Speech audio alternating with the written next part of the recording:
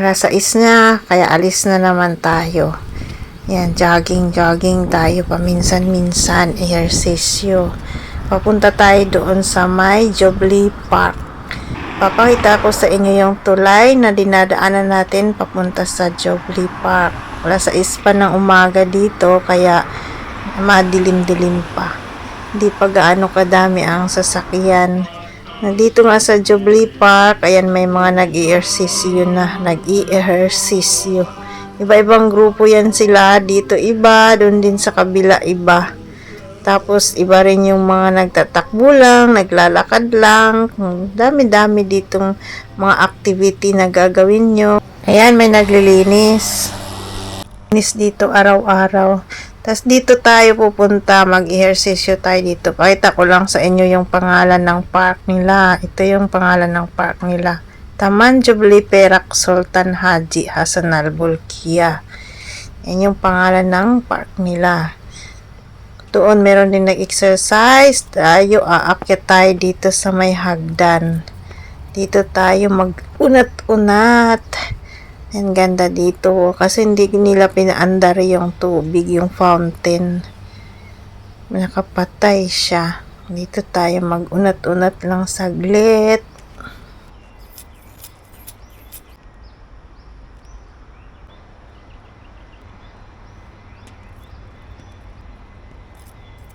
At ito nga, pagkatapos nating mag-unat-unat ay uwi na tayo.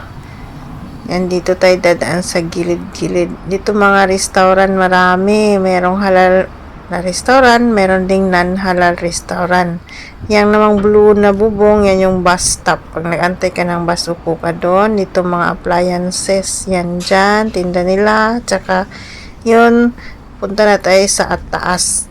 Bago nga pala natin makalimutan, pupuntahan pa pala natin yung ating mga doggy. Pakakainin muna natin sila saglit. Kawawa naman. Balik ulit ako saglit dito sa mga ating doggy. So, ayan, pakainin ko lang sila saglit. Kasi may buto ako ng, ay hindi buto, yung paa ng manok.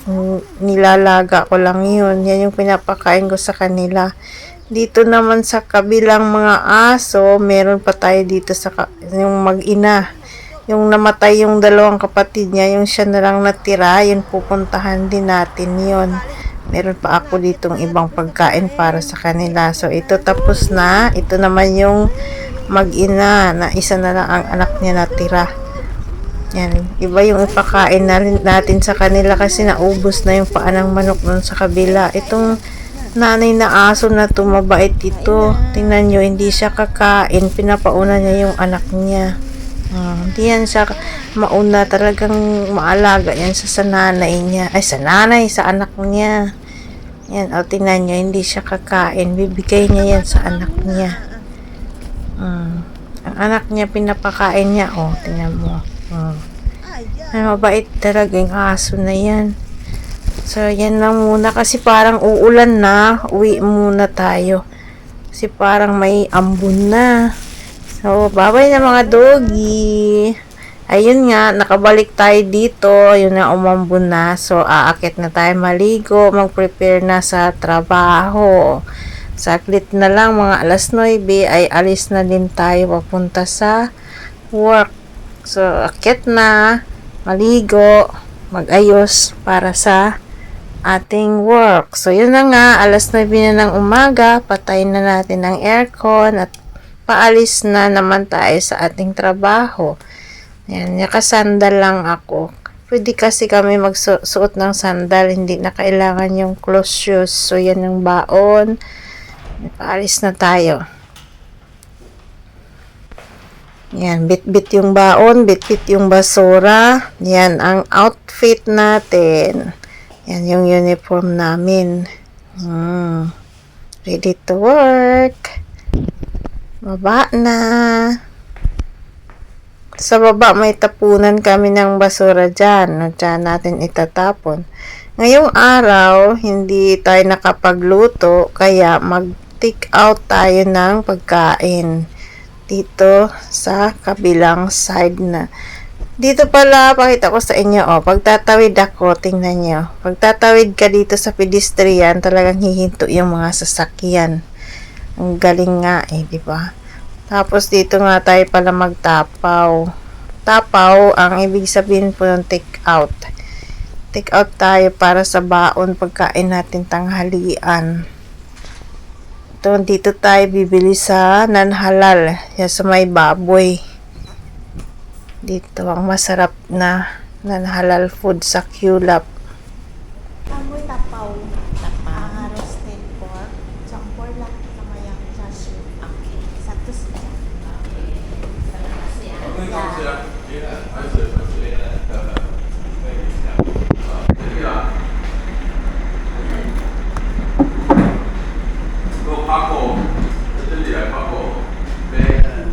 Ayan yan yung tinitinda nila, yung roasted pork, may duck din, may chicken, tsaka yung char siu, yung parang sweet barbecue na baboy. So, ang pera natin ay $10 yan na ibabayad natin. Pero hindi po $10 yung in-order natin. Ang in-order natin ay nagkakahalaga lang po ng $5. Char siu at saka roasted champor. Habang nag-aantay pala tayo ng order, yan naglalaro ako ng aking paboritong games, yung blocks. Yan ang lagi kong paulit-ulit, lalo pa sa tindahan ay boring, walang tao, lagi akong naglalaro po niyan. So ayan, antayin na lang natin saglit ang ating order. Ayan, dumating na nga. Ito, babayaran na natin.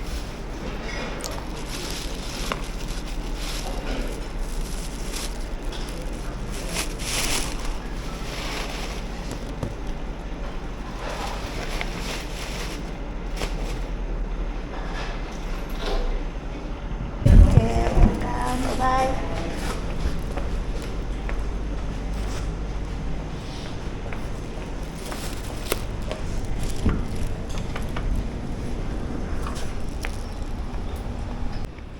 Yan, tapos na nga tayong nag-take out ng ating baon, ating pananghalian. So, punta na tayo sa ating work. Yan, binubuksan na yung mga parking area. Tapos, yan yung bus na yan yung bus ng Waho department store ng mga staff niya, dumating na. Tapos, itong namang sa kabila, yan yung main entrance ng Kulap Hotel. Lagi natin dadaanan yan araw-araw pag papunta sa work. Ngayon, hindi tayo magsushortcut dun sa mga damo-damong daanan kasi yan nga, kauulan lang, maputik doon. So, kailangan natin talaga dito dumaan sa mismong daan talaga sa may espalto. Yan yung Kulap Mall. Pero ngayon, hindi na po Kulap Mall ang pangalan nito, Avenue Point. Dahil nga maaga pa, 9:30 pa lang, kaya yan wala pang katao-tao. Sarado pa yung mga shop kasi 10 nag-uumpisa ang mga shop dito. Dito sa loob, may mga flower shop. Meron ding clinic doon. Pag nagkasakit ka, dyan ka magpapa-check up. Yan sa right side. Tapos ito namang OKKY, mga alhasan din to, kakompetensya namin, and sarado pa nga din sila. Mamaya-maya pa yan din magsidatingan. Tapos yung tindahan namin ay doon. Yan may Jollibee. Yan yung katapat ng kaharap namin si Jollibee. Tapos dito ako nagtatrabaho. Yan, upo muna tayo dito kasi wala pa si Amo. Yan, habang nag-aantay tayo kay Amo, ay maglalaro na naman tayo ng games. Puro games. Ayan na nga, dumating na si Amo. Kaya start na ang trabaho na naman. Work na naman. And on muna natin yung mga ilaw pagpasok para hindi siya madilim. Ayan. Tapos, punta tayo sa punch card. Nakatakip ng mga pulang tela, di ba? Yung mga salamin ng saan namin dinidisplay yung mga alahas. Ayan, punch card tayo. So, ayan, tapos na mag-punch card. Lagay na natin yung bag sa ating locker para makapag-umpisa na tayo sa ating trabaho.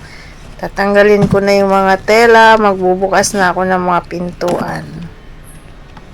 Ayun, naka-display na tayo lahat-lahat. Tapos na ang ating trabaho. Papakita ko lang sa inyo kung ano yung binili natin kanina doon sa Halal Restaurant.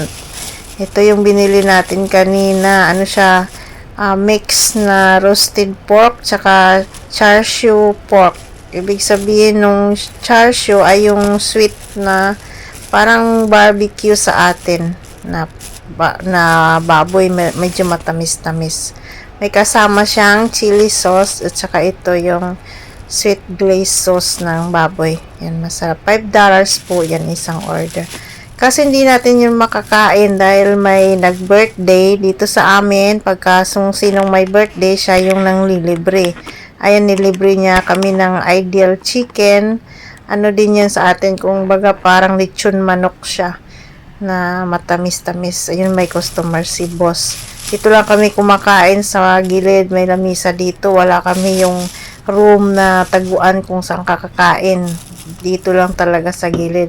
Makikita ka ng customer pag kumakain ka. Kaya pag kumain tayo, yan, ginagamitan natin ng plastic yung ating kamay para anytime pag may customer, pwede tayong tumayo at mag-serve ng customer. Ganun ang buhay namin. So, kain na tayo. Salamat sa pagsama ulit. Kita-kita ulit tayo sa susunod kong video. Live as an OFW life ng isang sales lady ng mga alahas sa Brunei Darussalam. Thank you guys sa pagsama.